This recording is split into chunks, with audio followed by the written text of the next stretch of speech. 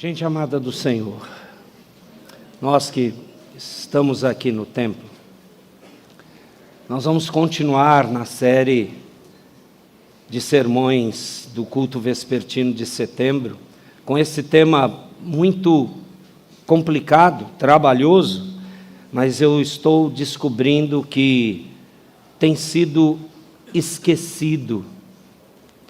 Vira e mexe, podemos falar entre um estudo, um sermão ou outro, mas mesmo assim, propositalmente, manifestar o desejo de aprender, relembrar. Eu creio que aprendemos sempre. Ninguém tem todo o conhecimento da verdade revelada do Senhor na mente. E que bom, o Senhor nos dá o privilégio de podermos relembrar. E exatamente dentro disso, o tema é tão pesado que a gente fica naquela luta entre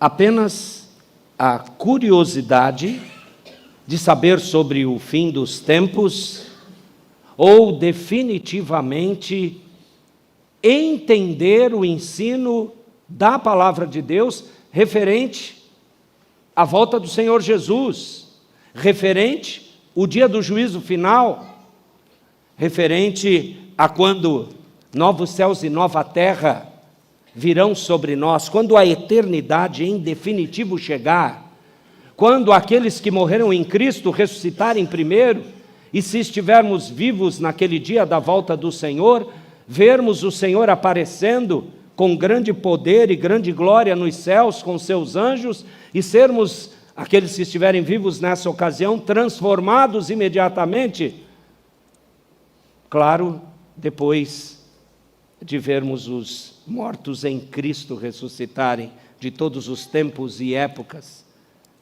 Vai ser fantástico, fenomenal, mas será assustador.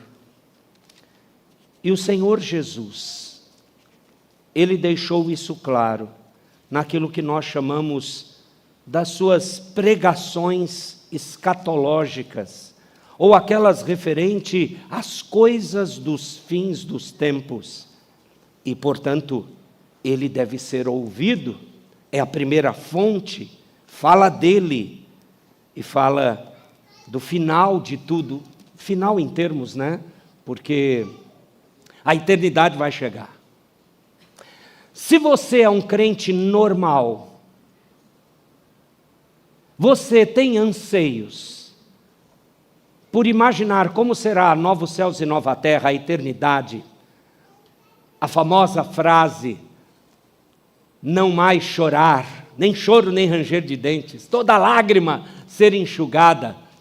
Você sendo um crente normal, eu não estou falando alguém muito piedoso, um tremendo cristão, um fervoroso servo ou serva de Deus, eu estou falando de um crente normal, simples, que carece de aprender mais a palavra, que sabe que precisa falar mais com Deus em oração, que precisa ter uma vida mais piedosa, mais santa. Esses que são a maioria, que estão correndo na caminhada, eu creio que mesmo se você for um crente assim, normal, simples, você já está pensando, essa terra já deu.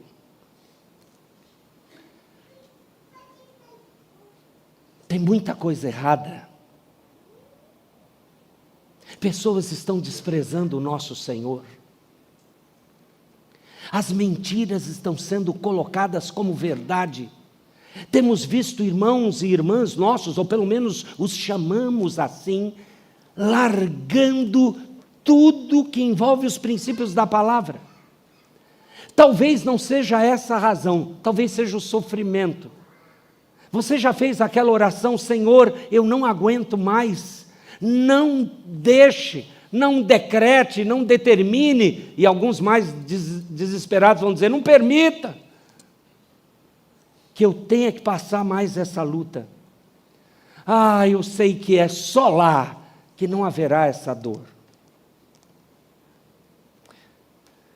Bom, queridos, aprendemos bastante com os irmãos tessalonicenses, não é? Quando estudamos completamente a primeira e a segunda carta, em como esperar o Senhor verdadeiramente, mas não querendo adentrar ao assunto apenas por curiosidade, mas para compreender por que o próprio Senhor Jesus mencionou isso, é que eu gostaria de que nós começássemos hoje, e eu terminarei apenas no último domingo de setembro, quando eu terei oportunidade para continuar, e eu já estou aqui com o meu aviso registrado para pedir para o reverendo Laércio não pregar nesse texto, porque a gente não trocou figurinhas de como seria a sequência, só estudamos o tema, porque eu gostaria de poder terminar com os irmãos. Mateus 24.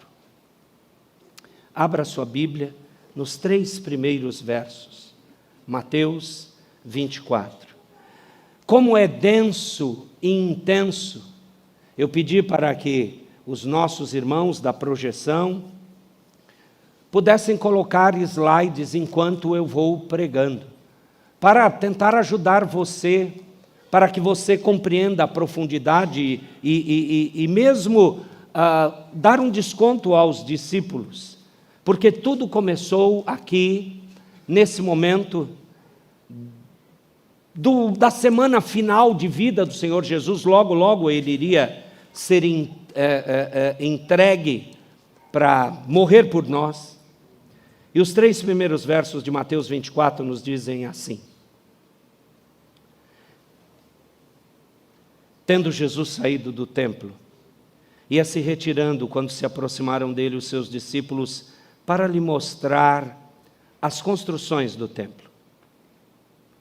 Ele, porém, lhes disse: não vedes tudo isso? Em verdade vos digo que não ficará aqui pedra sobre pedra que não seja derribada. Olha o verso 3. No Monte das Oliveiras achava-se Jesus assentado quando se aproximaram dele os discípulos e, em particular, lhe pediram: dize-nos, quando sucederão essas coisas e que sinal haverá da tua vinda e da consumação do século? Pois bem, meus amados, a partir daqui, todas as orientações que envolvem o capítulo 24 e o capítulo 25 de Mateus, conforme a iluminação e inspiração do Senhor através de Mateus, é o Senhor Jesus falando desse assunto. Então ele precisa ser ouvido. A gente precisa separar a nossa atenção de maneira especial. Nós precisamos rogar que o Espírito Santo nos dê entendimento, porque saber disso envolve uma atitude que Deus quer, que o Senhor Jesus Cristo quer, que o Espírito Santo quer que tomemos. Vamos orar pedindo essa iluminação? Eu gostaria de rogar, se possível, o microfone chegar até esse aqui. Pode? Tá bom.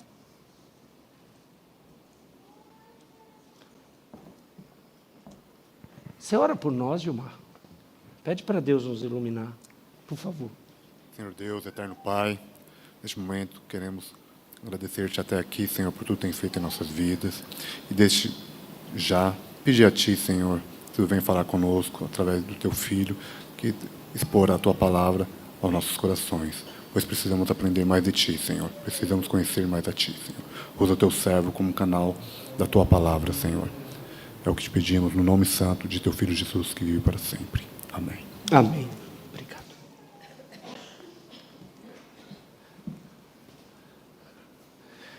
Eu quero deixar claro, e por isso a repetição, de que a intenção de nós estudarmos isso é para passar bem distante da necessidade de satisfazer a curiosidade. Eu não sei se os irmãos já estudaram a história dos ensinos da igreja moderna. Na década de 60 e depois, no final da década de 60 e início e meio da década de 70 do século passado, e durante uma boa parte da década de 80, houve, no mundo todo e no nosso país em especial, um grande levante para estudar tudo o que envolvia a volta do Senhor Jesus. Várias visões, vários entendimentos, várias interpretações. De lá para cá, por mais que você possa, utilizando a bênção da internet, fazer grandes pesquisas no que diz respeito à pregação, a ensinos, e você, independente da denominação ou da igreja evangélica, você descobrir coisas a respeito disso, nichos, lugares, grupos de debate sobre as coisas do fim, mesmo assim eu acho que você percebeu. A igreja evangélica, de forma geral, no nosso país, parou de discutir isso. Isso mesmo. Em contrapartida, isso é colocado, é previsto pela palavra de Deus que iria acontecer. Eu posso lembrar de Paulo falando isso. Eu posso lembrar do próprio Senhor Jesus afirmando também isso antes de Paulo, que o amor de muitos iria esfriar. É nesse contexto de Mateus 24 e 25, a famosa frase, se o Senhor não abreviasse aqueles dias, nem os eleitos resistiriam ou aguentariam. Então, a importância de saber sobre as coisas do fim não é apenas poder de cor e salteado falar os pontos, os itens, mostrar quais visões pós-milenista, pré-milenista, pré-dispensacionalista histórico, pré-dispensacionalista situacional, ao dispensacionalista mesmo, aquele que é amilenista. Esses nomes que envolvem o estudo teológico de décadas e séculos, talvez possa chamar a sua atenção. Mas você não vai encontrar esses nomes aqui na boca do Senhor Jesus, principalmente no capítulo 24 e 25. Mas você percebeu e entendeu? Esse sermão profético do Senhor Jesus Cristo é a visão escatológica correta de como as coisas irão acontecer. O Senhor Jesus detalhou tudo? Não. Até porque não compete a nós tempos e épocas que o Pai reservou para o seu próprio deleite e prazer, coisa essa que também é repetida quando Jesus subiu aos céus, depois da sua ressurreição, em Atos capítulo 1.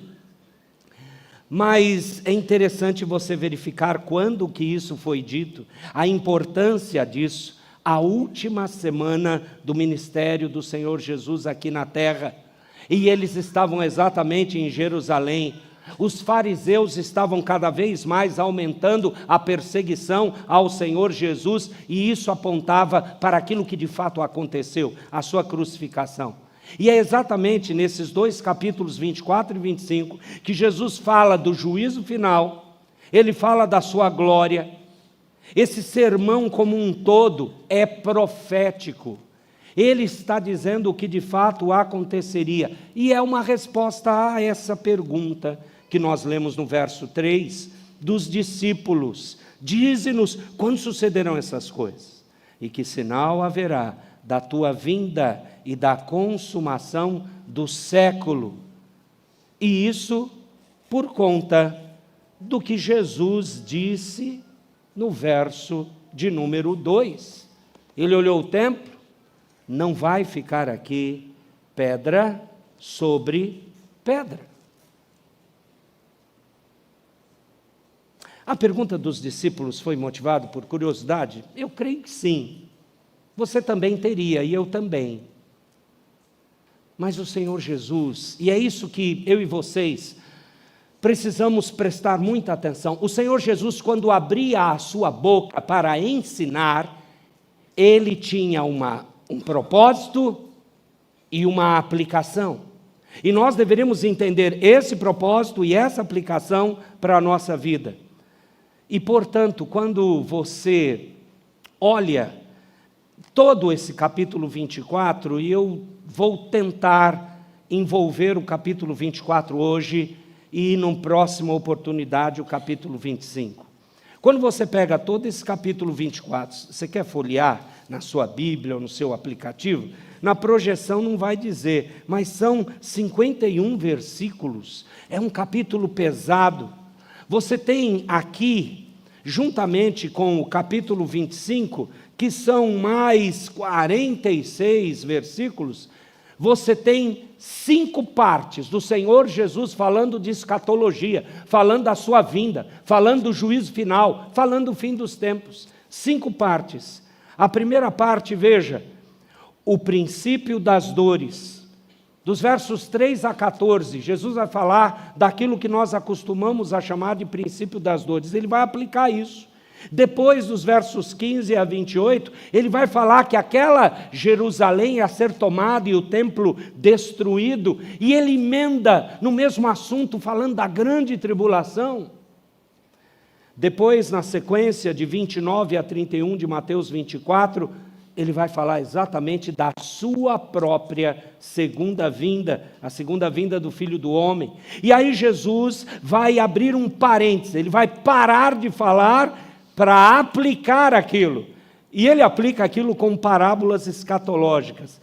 Começa no versículo 32 de Mateus 24, avança para o capítulo 25 até o versículo 30. E a última parte é quando Jesus fala do juízo final. E aí é o capítulo 25, o seu final, 31 a 41. São 5 partes. Se você se ater a estudar, a compreender e a aplicar o ensino da palavra do Senhor, conforme Ele revelou aqui, você será abençoado. Vai acalmar o seu coração. E você não ficará como muitos crentes atuais, perdidos, correndo atrás da satisfação apenas da curiosidade, sem entender a importância daquilo que o Senhor revelou e por que Ele revelou. É por isso, queridos, que eu peço para nós sermos dinâmicos nessa mensagem, que você preste atenção no texto. A projeção vai ajudar apenas a colocar os slides, para você não se perder, se possível.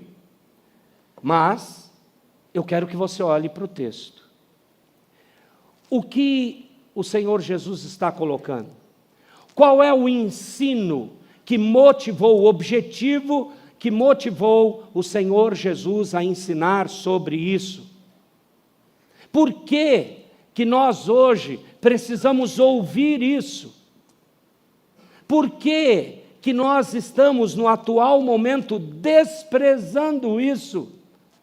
E muitos de nós, como eu falei numa das mensagens de 2 Tessalonicenses, muitos de nós talvez estejam duvidando, não têm a coragem de falar, mas podem estar duvidando de que o Senhor Jesus vai voltar mesmo. Será que tem inferno mesmo? Vai ter um julgamento final? Será que a eternidade é real? É exatamente por conta de tirar-nos desses absurdos e nos trazer à luz que o Senhor Jesus tem um ensino geral desse sermão escatológico. Despertar os discípulos para ficarem vigilantes e obedientes. O que acontece com o passar do tempo? O que acontece quando parece que a volta do Senhor Jesus está tão distante? Acontece que nós ficamos frouxos em nossa fé. Acontece que nós começamos a nos arraigar mais nessa terra. Acontece que os nossos princípios e valores, que outrora eram bem bíblicos, eles começam a ser adaptados à realidade desse mundo. E o Senhor Jesus afirma que era assim mesmo, que isso iria acontecer. Então o seu ensino é: discípulos, por favor, não durmam, despertem, fiquem atentos, vigilantes. Queridos, vocês acreditam que muitas pessoas pegaram essa fala importantíssima de Jesus, vigiai e orai, e simplesmente transformaram em mais um mantra, como o famoso mantra, o sangue de Jesus tem poder? Num tempo passado, memes foram feitos com o sangue de Jesus tem poder, e eu sei que você ouviu, e assistiu, e riu, O sangue de Jesus tem poder, tem poder. Lembrou? Pois é, nós conseguimos pegar o vigiar e orar e fazer a mesma coisa. Ah, pastor, o senhor é chato mesmo, vai pegar no pé. Presta atenção. Nós estamos rebaixando para o nível mundano aquilo que o Senhor Jesus quis que se tornasse num alerta. Porque com o passar do tempo, nós podemos ficar fracos na fé. Discípulos, vigiem e não deixem de ser obedientes. Você começa a ver, até o verso 14, exatamente isso. O princípio das dores é colocado. Jesus então declara, e ele coloca isso claramente, que esse período, olha o verso 6, e certamente ouvireis falar de guerras, rumores de guerras, vede, não vos assusteis, porque é necessário que assim aconteça, mas ainda não é o fim. Desde quando o Senhor Jesus subiu aos céus, até o dia de hoje, 8 de setembro de 2024, nós temos ouvido exatamente e visto e vivido o que o verso 6 tem dito. Aliás, quantas guerras, rumores e situações assustadoras, mas isso tem que ser assim. É o fim? Ainda não. E veja que esse período é chamado de últimos dias. É exatamente nesse ponto que a gente precisa colocar dentro de um calendário. O que são esses últimos dias?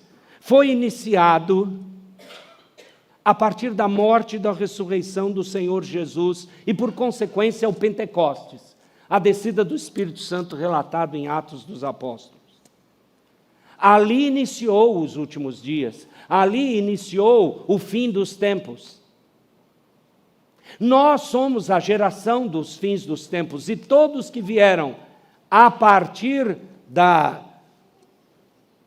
subida, da ascensão do Senhor Jesus, sua morte, ressurreição e ascensão, e até a sua segunda vinda, essa geração é a geração dos últimos dias. Foi nessa geração e para essa que o Novo Testamento foi escrito, aplicando e deixando claro as promessas do Antigo Testamento. Essa é a geração, independente daqueles que já estão na glória eterna, mas foi para essa geração que a ordem de vigiar e orar, a ordem dos discípulos ficarem atentos, não dormirem espiritualmente, foi dado. Por quê? Porque nós somos acometidos disso. Nós podemos esfriar na fé, nós podemos abandonar a igreja, nós podemos parar de orar, nós podemos deixar de amar a palavra, nós podemos largar tudo aquilo que um dia professamos diante da igreja, e principalmente diante do Senhor, exatamente para que isso não ocorra, é que tem o Senhor Jesus vindo com essas palavras. Esse período é o período que ainda nós estamos agora, como eu acabei de afirmar. A regra principal estabelecida por Jesus, em primeiro lugar, está no verso 4. Leiam Mateus 24, 4 a uma só voz. O que o Senhor Jesus disse?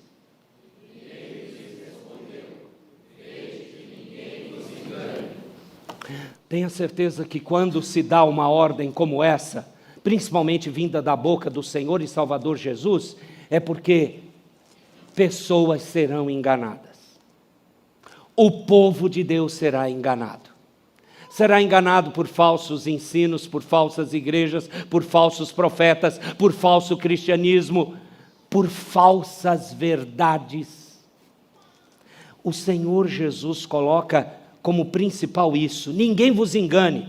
O tempo do fim seria um tempo de engano para os crentes, para que eles desanimassem a não cumprir a ordenança de Jesus. Qual era a ordenança? Repito, despertar os discípulos para ficarem vigilantes e obedientes, e para desviar a sua atenção daquilo que realmente é importante.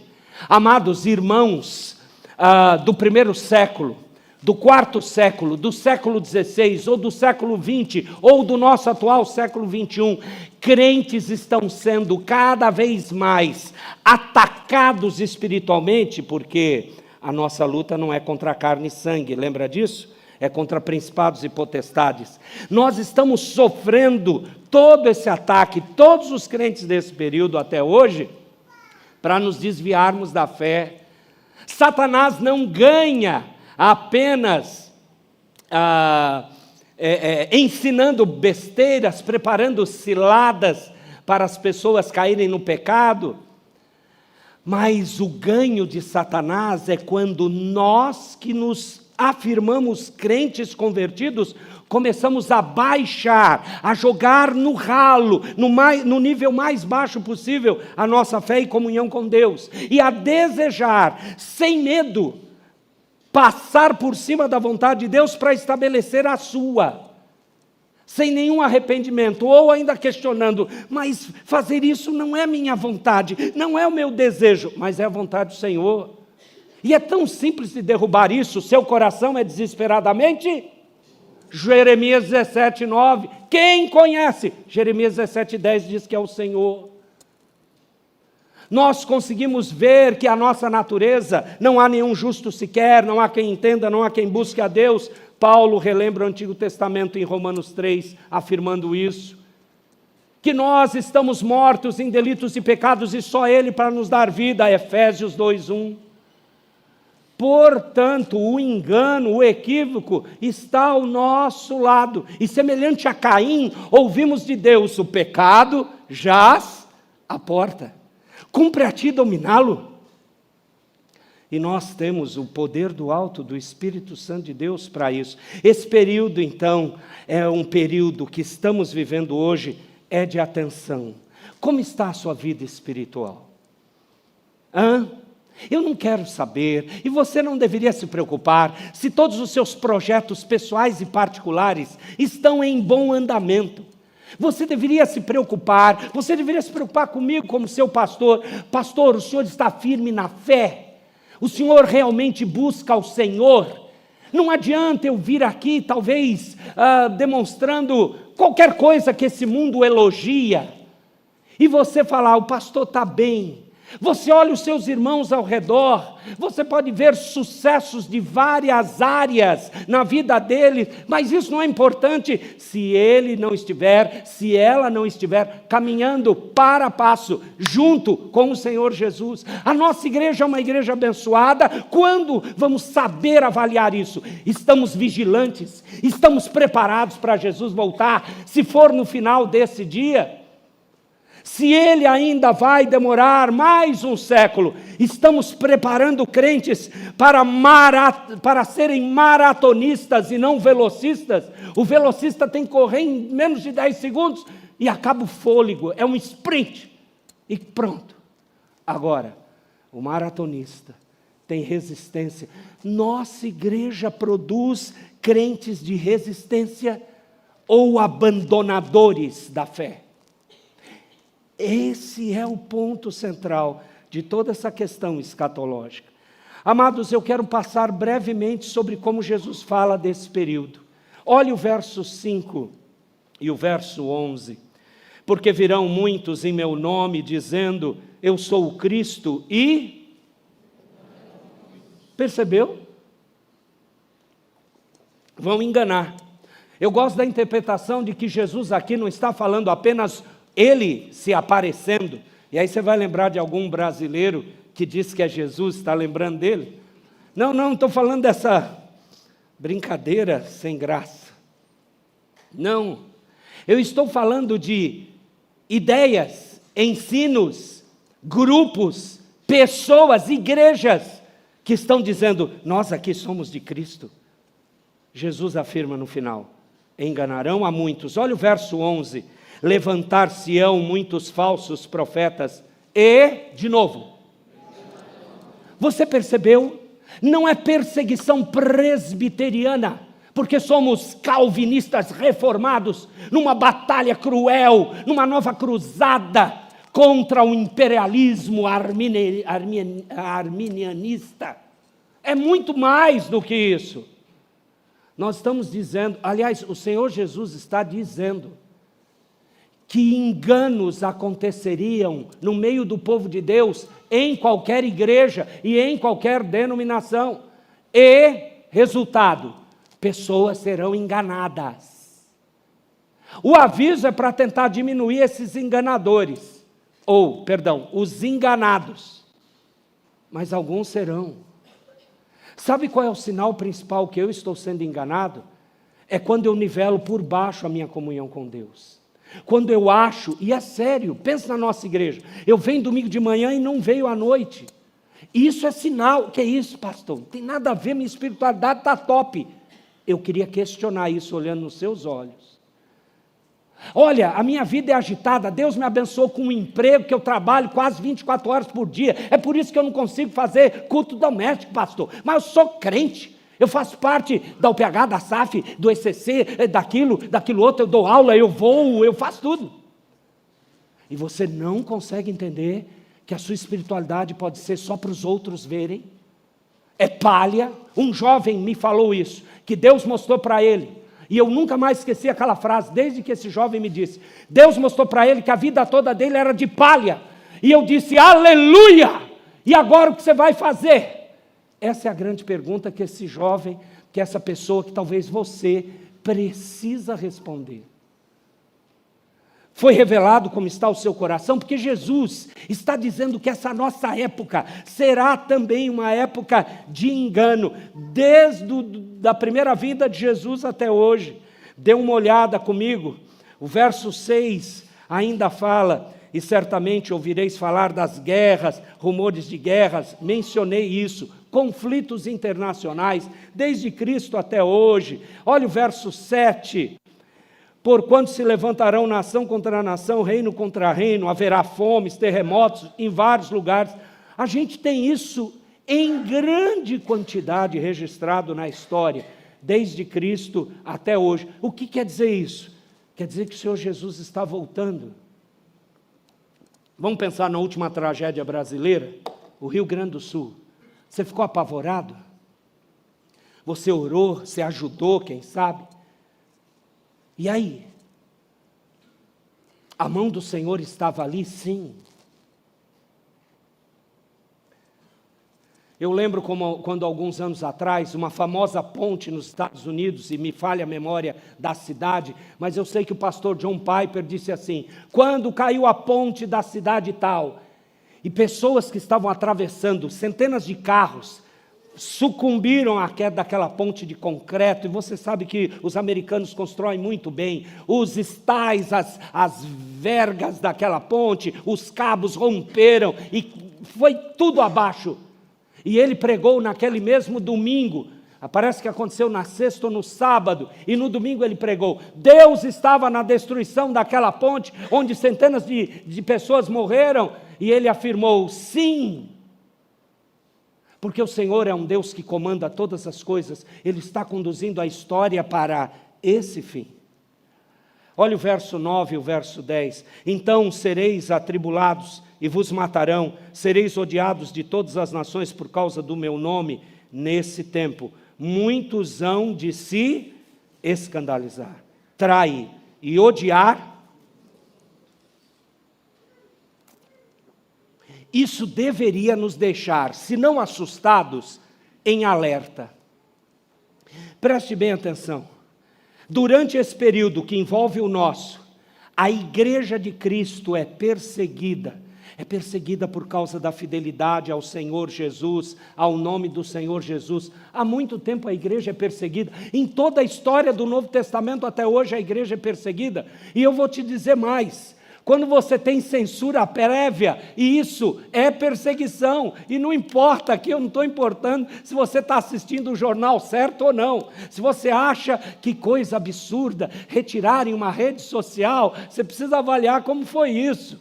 Então quer dizer que alguém ou um grupo diz o que é verdade. Eu quero saber quando censurarem o canal da nossa igreja. Ai, pastor, mas o senhor mesmo é apartidário, a gente não fala nada. A gente fala de Cristo, a gente fala da verdade. E se por alguma coincidência, dizem os outros, não eu, os valores bíblicos são chamados de valores de que lado mesmo? Direita? Eu sempre confundo. Direita, esquerda, centroavante, eu não sei. Aí vão dizer, vão dar a desculpa, precisamos calá-los. Ou você acha que isso não vai acontecer? Abra os olhos. O Senhor Jesus está dizendo que sim. E o que vai acontecer com um crente fraco? Ele abandona a fé. Irmãos, sem pressão, muitos de nós já pensaram e outros efetivaram largar a fé. Você imagina quando uma pressão desse nível chegar na nossa época? Porque todos os crentes nas épocas passadas passaram algum tipo de perseguição. Se você estudar os anais da história presbiteriana, nós temos relatos de presbiterianos perseguidos por sua fé em território brasileiro. Você sabia disso? O versículo de número 11, leiam por gentileza.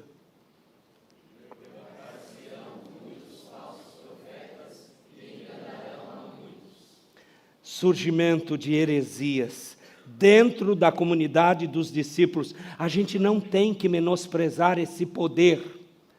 A gente começa a falar assim, todo mundo é cristão, pastor. Todo livro evangélico é bom, todo site que fala que é de Jesus é uma beleza, todo o youtuber cristão, todo cantor gospel canta para Jesus. Critério, atenção contra heresias. E agora? Você está preparado? É uma curiosidade que há muitos anos eu fiz essa pergunta, eu não fiz mais, vou repeti-la. Como é que você garante que eu estou pregando o que está na Bíblia? Como é que você prova mesmo? Se eu mandar você assistir um pregador ou te dar um livro sobre tal assunto que se diz evangélico, você tem a capacidade de dizer isso aqui não está na palavra de Deus? Porque se esses avisos do Senhor Jesus não nos tornarem mais atentos à vontade dEle, nós seremos enganados pelo mundo. E o mundo vai determinar como eu vivo, como eu fico solteiro, ou como eu caso, ou como eu crio os filhos, ou como eu trabalho, ou como eu faço tudo, e não será o padrão da palavra. Existem mais características tristes e difíceis. Olha o verso de número 14, que é uma grande polêmica para muitos irmãos. E será pregado este evangelho do reino por todo o mundo, para testemunho a todas as nações, então virá o fim. E aí, em primeiro lugar, nosso trabalho missionário tem que acontecer. Você está fazendo discípulos? Alguém ou um próprio missionário dirá para nós, enquanto não pregarmos o evangelho a toda criatura, Jesus não volta, a igreja está segurando a volta do Senhor. É pesado. 50% está certo, há uma ordem. Eu tenho que proclamar o evangelho. Quando um crente não faz isso, quando nós não damos fruto de outros discípulos, o testemunho, mesmo a proclamação que condena, não só a proclamação que salva, se simplesmente somos inócuos nisso, há uma coisa errada com a sua conversão. Mas se Cristo te salvou, você não vai ficar com medinhos, com mimimis em falar de Jesus para as pessoas.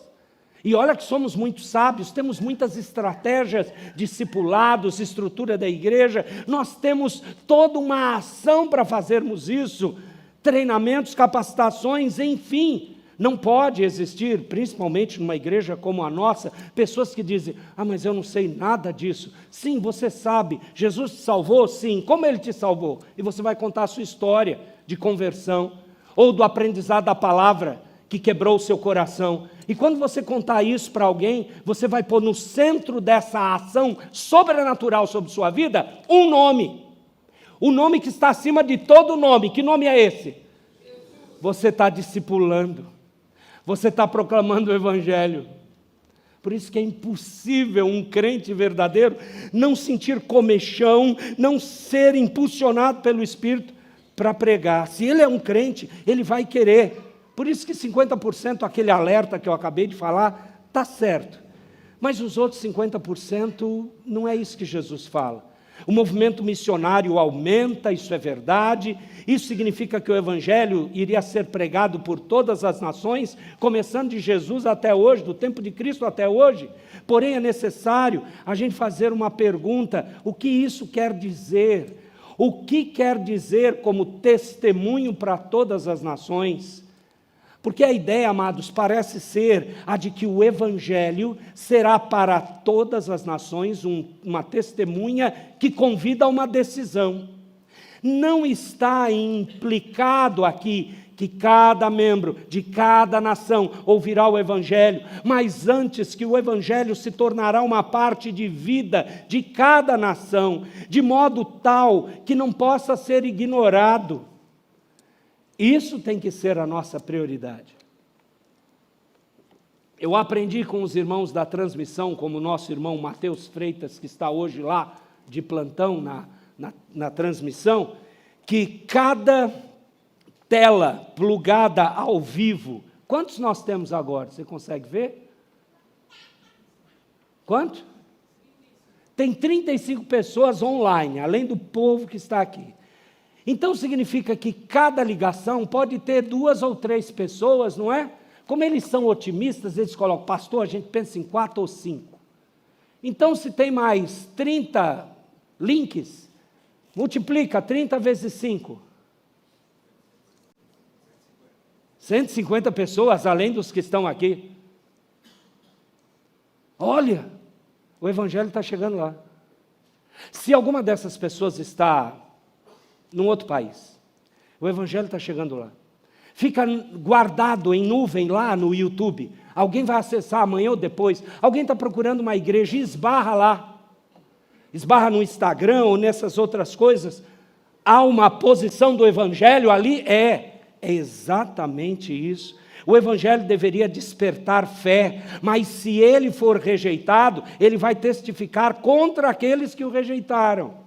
Portanto, amados, a pregação do Evangelho a cada nação reforçará a responsabilidade de cada nação com relação ao Evangelho.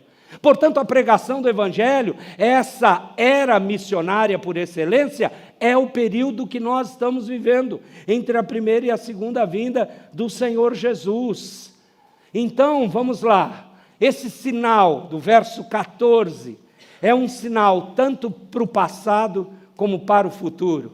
Olhe só, ele olha lá para o passado, para a morte e ressurreição de Cristo, como sendo a prova da graciosa intervenção de Deus na história humana, como a base para o oferecimento do Evangelho que pode ser feito. Pode ser feito.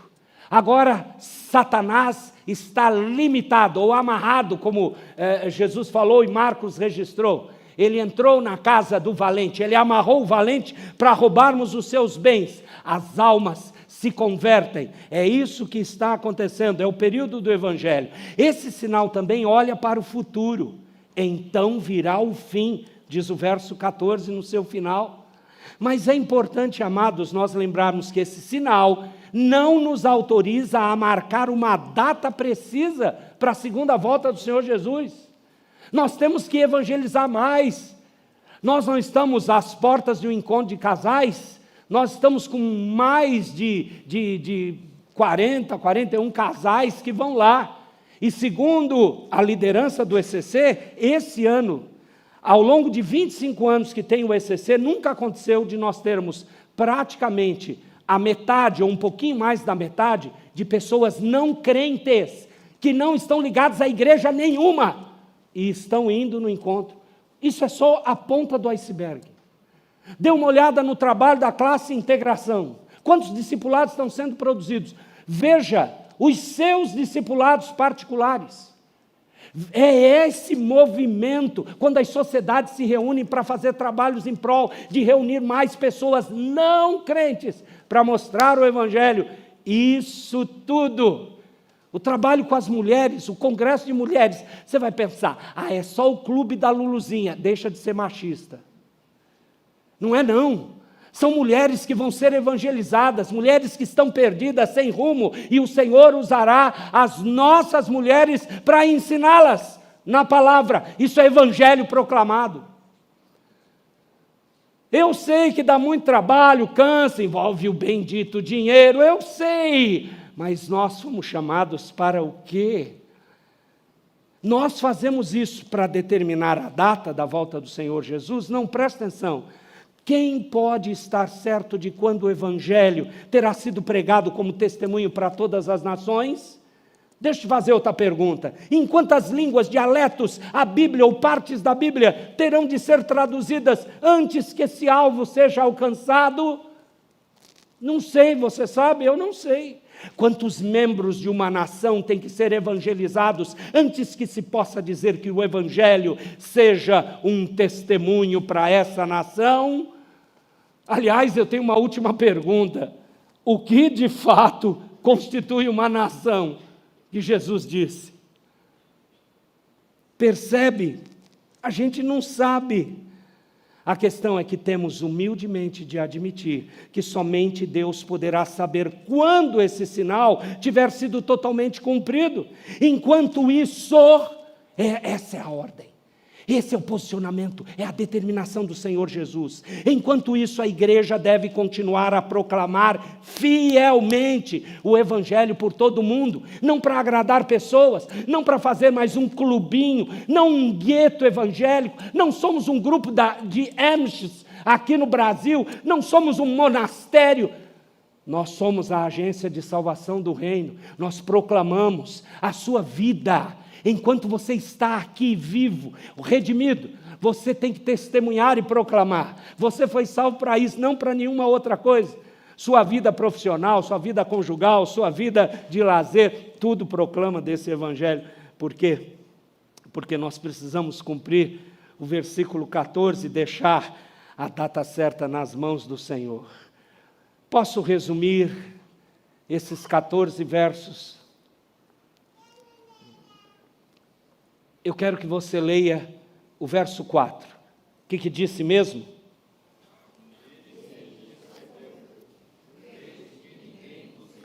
Aqui ele começa dizendo da exortação à vigilância.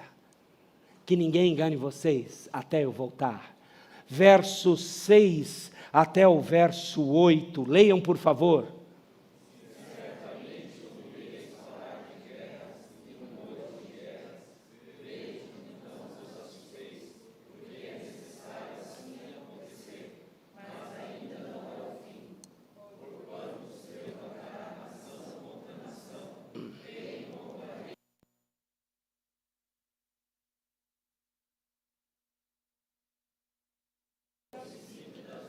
O que está sendo exortado aqui é exortação para ficar tranquilo, porque ainda não é o fim. Espera aí, pastor, a gente já está um tempão no fim dos fins dos tempos, correto? E eu vou te responder, correto. Então, não é melhor a gente ficar mais alarmado? Não. Perseverança. A gente continua esperando. Atento como nunca.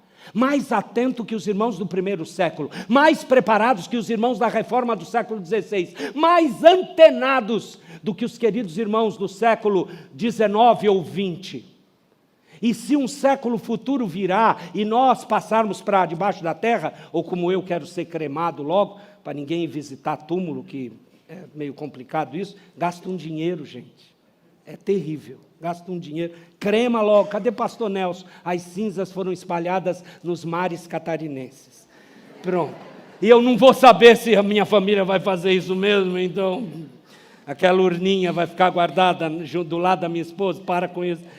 Presta atenção. Se um próximo século surgir, os crentes daquele século continuarão como? Como eles devem continuar? Perseverantes, tranquilos, ainda não é o fim. Quando é que o fim vai chegar? Quando ele chegar. Agora, quando você está sempre preparado para a tempestade, quando você sempre tem recursos, quando você não toscaneja, pode vir no horário que for. Na primeira vigília, na segunda vigília, na terceira vigília, o que aquelas virgens que entraram com o noivo, como elas estavam? Com as suas lamparinas acesas, com reserva de óleo, azeite, na sua cintura. E quando gritaram, eis o noivo, lá foram as virgens. É isso. É isso. Versos 12 e 13. E por se multiplicarem a iniquidade, o amor se esfriará de quase todos. Aquele, porém, que perseverar até o fim, esse será? Acabei de dizer. Perseverar em meio a toda perseguição. Irmãos nossos estão, tristemente, esfriando na fé. Fique atento, você não tem que ser o próximo. Eu vou repetir, você não tem que ser o próximo. Se eu tivesse em outro tipo de igreja, eu ia pedir para você olhar para o seu irmão do lado e dizer, você não tem que ser o próximo. Mas como eu estou numa igreja presbiteriana, você é reverente à palavra. Então eis que te digo, você não tem que ser o próximo. Por isso você faz parte de uma igreja que, olha, é difícil ficar com a palavra. É duro. Todos aqui lutam para fazer a vontade de Deus. Você pensa que é fácil em outros endereços, eu te dou muitos. Lá é fácil. Mas aqui, ou em qualquer lugar, que há o reino de Deus, há uma igreja de Cristo, a luta é grande. Amados, eu não quero cansá-los, o sermão é cumprido mesmo, e sabemos que temos horário regimental, e eu sei que eu vou poder prosseguir no próximo domingo, mas será que de uma maneira mais dinâmica eu posso prosseguir de 15 a 28, é a segunda parte, Mateus 24, 15 a 28. Talvez na sua Bíblia está escrito a grande tribulação. Está escrito assim, sim ou não? Então, vamos ver o que o Senhor Jesus está dizendo. O Senhor Jesus vai tratar aqui de dois assuntos. Isso aqui é um trabalho, tem tanta gente ao longo dos séculos questionando, por que Jesus não separou? Primeiro eu vou falar de um assunto, depois eu vou falar de outro. Deixa eu te explicar. Os dois assuntos que ele vai falar, dois acontecimentos de forma misturada, desculpe, porque eu aumentei a letra e quebrou errado a quebra da sílaba, foi erro do computador, não do meu português, que eu sei separar em sílaba, viu? É que eu aumentei com medo que não desse para ler. Enfim, Jesus está tratando de duas coisas futuras, um futuro próximo para aqueles irmãos ali de Jerusalém e um futuro que para nós ainda é futuro. E esses dois momentos históricos, um que já aconteceu e outro que ainda esperamos, envolve a volta do Senhor Jesus, envolve o fim dos tempos. Então o Senhor Jesus não estava preocupado em separar, isso aqui é para vocês, tá? Mas os outros crentes, eles vão ver outra coisa. Não. Ele estava preocupado, o Senhor Jesus, em falar da destruição da cidade de Jerusalém e da grande tribulação que, eu já vou adiantar, é a que nós estamos vivendo. A grande tribulação que envolve o que aconteceu no ano 70 depois de Cristo, destruição de Jerusalém, a destruição do templo. Aquilo envolve esse período de grande luta. Se você está esperando um arrebatamento secreto, para você poder ficar escondidinho no céu, enquanto a grande tribulação acontecer na terra, eu lamento te informar que vai todo mundo lutar aqui. Não tem como você parar com isso. Não tem como você pensar que pessoas que não viveram a vida como Cristo quis, elas não serão arrebatadas. Já viu aqueles vídeos? Um é tomado, o outro fica, já viu? Na década de 70 e na década de 80, as pessoas falavam, aliás, empresas aéreas americanas, eu achava que isso era balela, e eu fui pesquisar. Quando perguntava para o piloto, se é cristão? Vamos colocar um copiloto aqui que não seja, por quê? Dá que esse negócio de arrebatamento é real, a gente não quer perder avião nenhum. Eu achava isso é piada americana. Não. Não, vamos levar a sério esse negócio. Se o cara não é ou é um crente meia boca, ele vai segurar o negócio, vai posar, depois chora.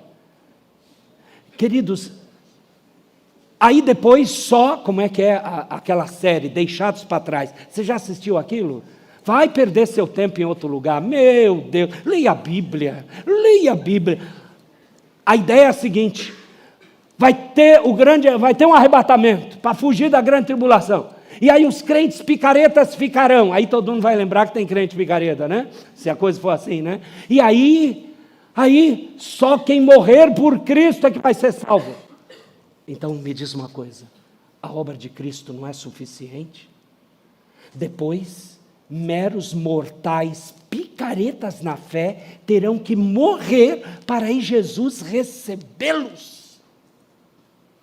Só que a gente engole essas histórias e bate palma e não questiona. Não, gente, a gente está vivendo a grande tribulação. Eu queria que ela fosse menor, mas eu não sei quando Jesus vai voltar. Mas você e eu já estamos nas lutas. Você sofre por sua fé? Você sofre por sua família? Você sofre por sua igreja? Você sofre por testemunhar e alguns não estão testemunhando? Pois é a grande tribulação. Você sofre com ações malignas, você sofre com o mundo ímpio ao seu redor, a grande tribulação está batendo a nossa porta. É por isso, queridos, que essas duas coisas são mencionadas. Eu vou passar a primeira rapidamente.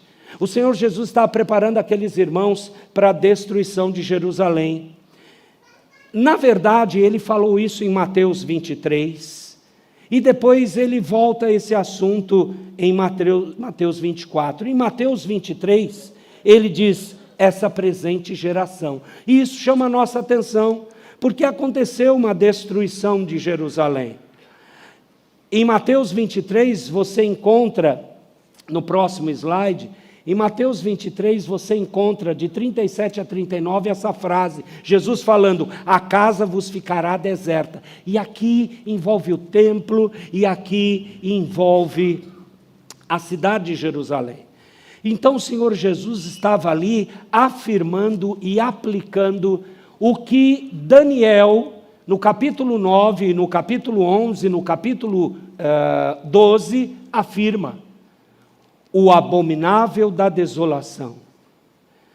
E exatamente isso aconteceu de duas formas. Primeiro, um imperador do Império Seleucida, Antíoco Epifânio. Ele exatamente, depois que Alexandre o Grande morre, lá por volta de 323 a.C., então nós estamos falando que o Antíoco Epifânio, que ele reinou de 175 a 164, ele invadiu Jerusalém e ele profanou o altar do templo. Mas não apenas isso o Senhor Jesus estaria se referindo. Estaria se referindo também àquilo que foi chamado na história de sacrilégio desolador. Em outras palavras, quando a dominação romana veio e também destruiu Jerusalém, destruiu o templo, profanou com as bandeiras do imperador, anunciando que o imperador romano era Deus, e isso aconteceu exatamente no ano 70 depois de Cristo. E Jesus afirma com isso que aqueles crentes deveriam fugir para os montes. Muitos crentes lembraram isso, que estavam na ocasião, no ano 70 depois de Cristo, fugiram para os montes, não buscaram nada em sua casa. Muitos se esconderam dentro do templo, judeus se esconderam. Sabe por quê? A ideia do templo era uma ideia tão sagrada, Deus não vai deixar a gente morrer dentro do seu santuário. E eles invadiram o templo. Foi o maior banho de sangue que aconteceu no ano 70. Quem estava lá morreu. O Senhor Jesus estava anunciando isso, e foi através do poder do general Tito, líder romano, que fez essa tristeza e destruição nos anos 70. O Senhor Jesus, nessa parte, está anunciando isso. E no final, qual é a segunda parte? Você vai dizer, pastor, eu leio o verso 20 e 21, eu acho meio confuso. Jesus não está falando da mesma coisa? Aí é que está. Deixa eu lhe mostrar uma coisa interessante para a gente fechar essa parte. O verso de número 21 e 22 diz assim: porque nesse tempo haverá grande tribulação, como desde o princípio do mundo até agora não tem havido, nem haverá jamais. Um número de pessoas que morreu numa única cidade, como aconteceu em Jerusalém no ano 70, realmente é incomparável. Mas alguns estudiosos entendem, mas Jesus agora não está falando de algo maior, que vai envolver as outras épocas futuras até a sua segunda vinda? Isso é plausível, até porque, olha o verso 22, não tivessem aqueles dias sido abreviados, ninguém seria salvo, mas por causa dos tais dias serão... Quem são os escolhidos? São aqueles que moravam no ano 70 em Jerusalém? Não. Está falando de todos eles. Eu repito, o Senhor Jesus não está preocupado em colocar data no seu calendário. Ele está ensinando a você vigiar e orar. Por isso que a questão por vir, a grande tribulação, é que envolve a volta do Senhor Jesus. Esse verso 22 mostra que esse período será abreviado, senão os escolhidos não seriam salvos, eles não aguentariam. Graças a Deus, hein? Louvado o nome do Senhor. E eu tenho para mim que são os nossos dias já. Você já percebeu como o tempo passa rápido? Você teve essa noção? Não é por causa da dinâmica de tantas coisas por fazer, não, é porque o Senhor está tendo misericórdia de nós. Dos versos 23 a 25, ele volta a falar: então se alguém vos disser, eis aqui o Cristo, ou ei-lo ali, não acrediteis. De novo, porque surgirão falsos cristos, falsos profetas, operando grandes sinais e prodígios, para quê? Para enganar, se possível, os próprios eleitos. Verso 25, vede que vos tenho predito. Eu estou preparando vocês. E por fim, queridos, de 29 a 30, você tem a volta do Senhor Jesus. Jesus volta logo após essa grande tribulação. Se nós estamos vivendo a grande tribulação, Jesus está às portas.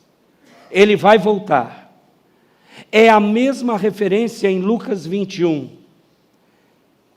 Dê uma olhada, que coisa interessante e impactante da volta do Senhor Jesus. Eu vou fazer um comparativo para terminarmos. No verso 23, estava escrito: então se alguém vos disser, eis aqui o Cristo, ou ei-lo ali, não acrediteis. Olha o verso 26. Portanto, se vos disserem, eis que ele está no deserto, não saiais, ou ei-lo no interior da casa, não acrediteis. Agora compara com o verso 30. Leiam o verso 30, uma só voz, por favor.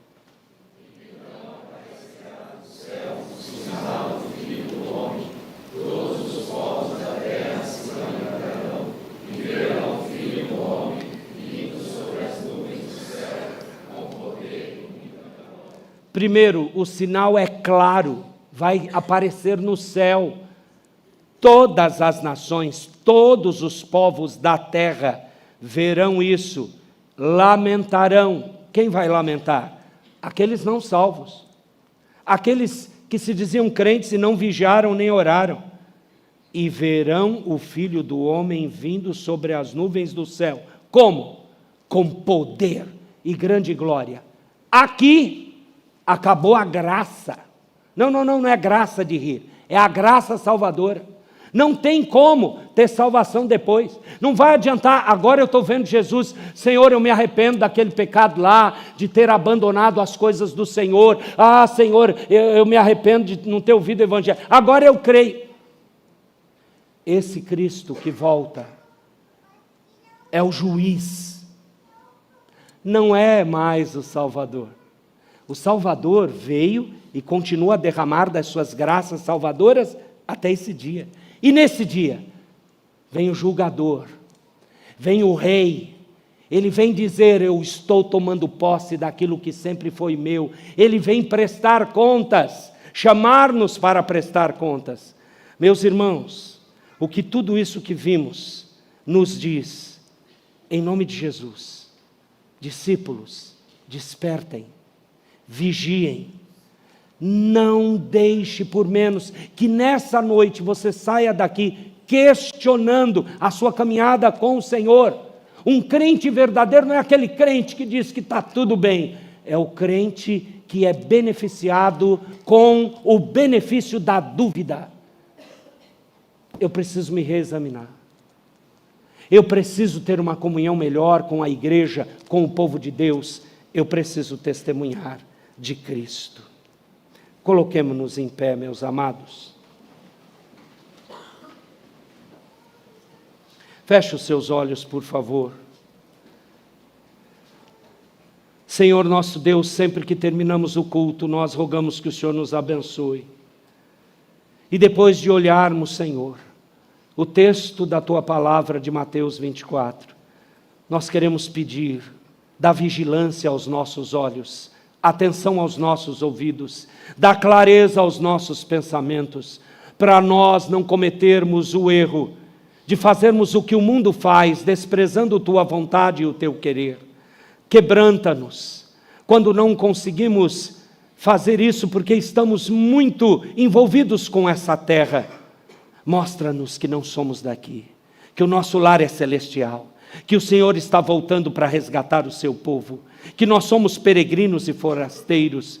Ó Deus bendito, por favor, e que possamos, como crentes, como irmãos, membros da Igreja de Cristo, nos apoiarmos mutuamente, nos aconselharmos biblicamente um para com o outro, para não esmorecermos nessa terra, mas perseverarmos até a volta do Teu Filho. Em nome de Jesus rogamos isso.